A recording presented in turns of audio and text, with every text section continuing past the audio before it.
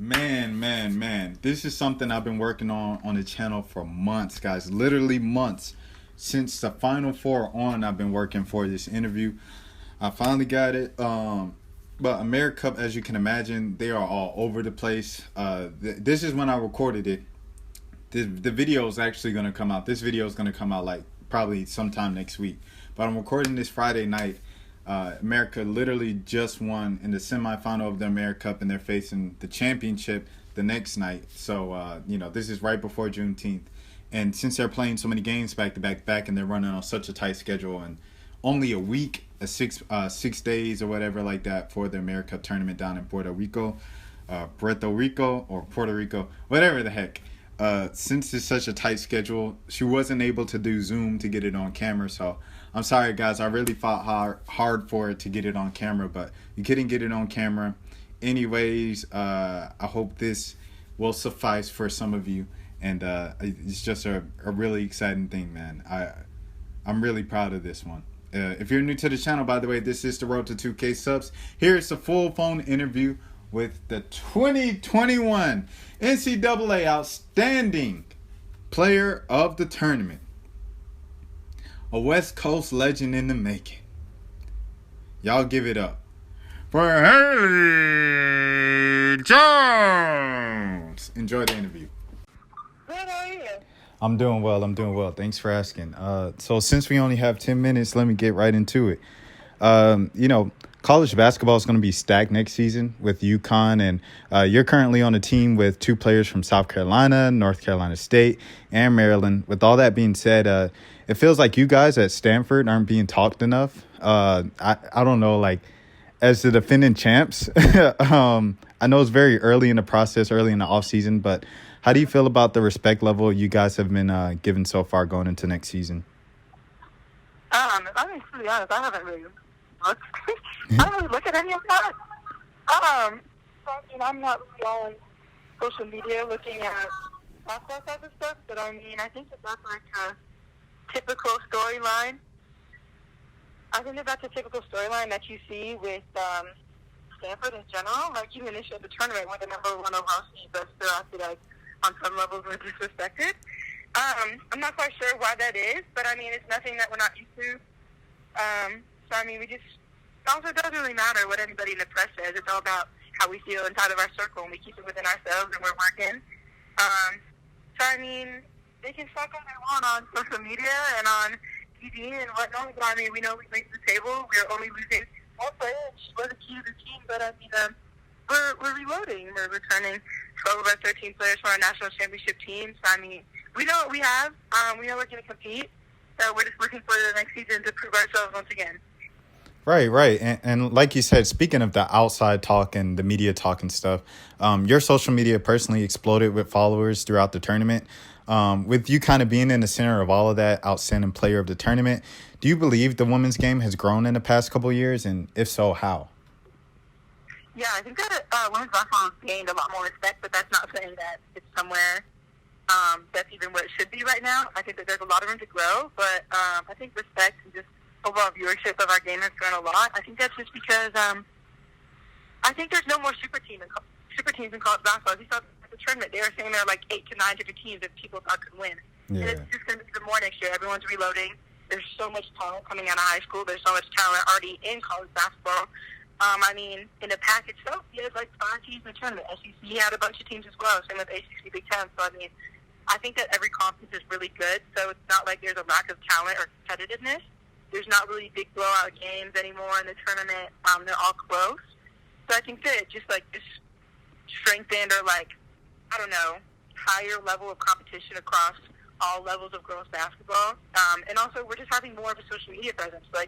There's so many more social media outlets for girls basketball. Like, growing up, there's just men's pages, Now we have, over time, just women's basketball. You have W-Slam. You have so many different things. You have women's hoops. You have all these different social media outlets just for promoting women's basketball, but also women's sports in general. So I think just the continued growth of that just kind of gives us more of a platform.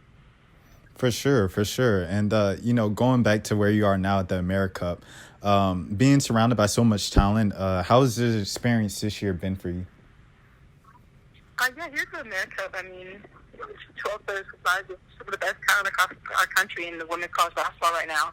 So, I mean, just to be on this team and compete every day at practice against girls that I usually don't get to see a lot. Aaliyah's one of my best friends, just getting to spend time with her and getting close to everyone on the team. And competition is high every day. I mean, I didn't play half these girls in the season this year, in high school, and ever. So, I mean, it's really cool just to be here with them. And then also we're playing against grown women here. I mean, these aren't your typical, but this isn't the youth games. This is a senior level tournament. So we're playing against professionals. These people are women. They have played. They are experienced. They know how to win. They're physical. So, I mean, it's just a different type of game, and there's a different level of intensity here that I think is only going to better all of us on the team here for when we come back to play next year. And what would it mean for you to win tomorrow, the tournament, on Juneteenth? Yeah, I mean, Juneteenth is a special day. I think that's finally getting a lot more recognition than it should. And so to be able to wear USA across our chest with a predominantly black team and bring home a gold on Juneteenth is just going to be kind of a special honor, more so than usual with USA basketball. If we come home with the gold, which is the plan. So, I mean, we're all looking forward to it. I think it just carries a special weight. For sure. And I know California, they were at the forefront of all the name, image, and likeness build stuff. So for you as a former #1 high school recruit, the tournament's outstanding player with over 30,000 followers on the gram, I know you'll more than likely be out of school when it goes into effect in 2023 in California. But what would that mean to you if a future college athlete who's kind of in similar shoes as you are in a couple of years was able to make money off of their platform while in school? Yeah, I mean, I think we deserve it. We put in so much work behind the scenes. That I mean, so I could probably, I'm sorry, I'm being pushed onto the bus right now. Oh. I mean, for the images I just built to even be a thing is, I think it's this family's time to come around. College athletes put in so much work. We do so much. We're normal students, you know, like I go to one of the best prestigious universities in the world, and after the game, after school, after class, I'm not just going back to do homework. I'm going to get rehab. I'm going to do treatment. I'm going to lift. I'm going to condition, practice. I got to travel to games, and I'm still doing my work done. I'm doing internships just like any other collegiate student. But, I mean, I'm also working out. I'm here in Puerto Rico doing my internship remote as my classes are going on, you know? So, I think we just do so much that it's finally being recognized, and we do have such a platform to advocate for others. So, to be able to be compensated for that, I think it's that time, honestly. And I'm sorry, you kind of broke up when you said where you're interning again. Can you repeat where you're interning again?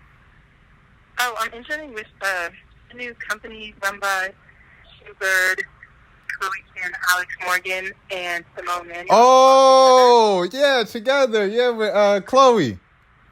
Yeah. So, yeah. Okay. I'm sorry. I got excited. Okay. All right. Yeah. That's what's up. You know, kind of skipping forward now. This was a question I had at the end of the interview, but I'll just skip towards it now. You said you wanted to be a journalist or a reporter on your interview with Chrissy Winter Scott. As you said, you're currently interning with Together. If you could interview anyone in the world, dead or alive, who would it be and why? Oh my gosh, that's a great question. Anyone in the world. Oh my goodness, you have to give me a second here. No problem. Okay. Hi. Hey. I think I'd go with Beyonce. Beyonce. Okay. Why Beyonce? She's just a queen, and she's self-made, and she's all about empowering women, and she's a leader, and she's decisive, and she's a winner, and just the way that she's been able to brand herself is inspiring, and have a family and do it all. And she's just an inspiration to women around the world to show that you can do it all and be a self-made woman and just be great. I heard that. That's what's up. And then speaking of Simone Manuel, kind of going back to her, she's such a kind of iconic historical figure, you know, and I know it's kind of difficult to kind of see that in the moment because she's so young. I guess going to Stanford and kind of interacting with her firsthand, how would you describe that relationship with Simone? And, you know, do you see, you know, kind of her as a historical figure? Is it just like, oh, Simone, person I went to school with?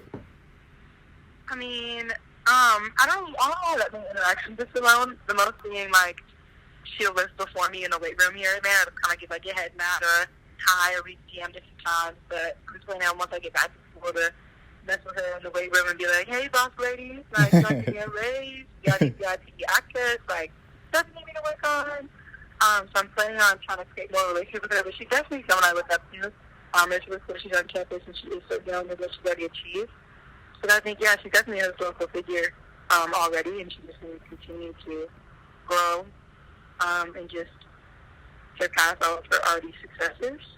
So, yeah, I mean, she's already just done so much for swimming, in the sport of swimming, and just advocating for having more diversity in swimming and things like that. But, I mean, she has so much more that she wants to accomplish. So I'm excited to kind of, like, not really be a part of her journey, but, like, witness it more so closely now. So, yeah. Right. And we only have a couple seconds here, so last couple questions. What is your favorite part of going to Stanford? I think it's a community. I'm surrounded by greatness on the court, in the classrooms, in the dorms, just around campus. It's just an amazing community that I can just make so many connections with that are going to last me a lifetime. And I mean, it's just an amazing place, everything about it. And what is the most challenging part of going to Stanford? What is the what? Most challenging.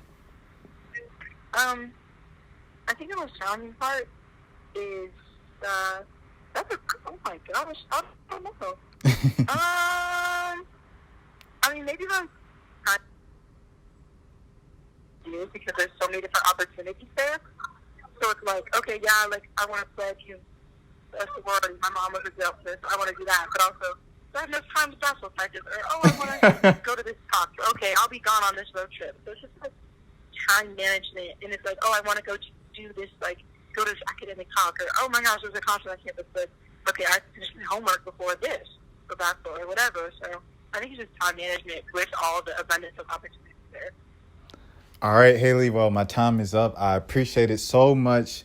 You talk about, the interview bucket list. You have been on mine for a couple months now, so I'm glad that you took 10 minutes out your day to talk to me. Oh, sorry, of course. Thank you so much. All right, appreciate it.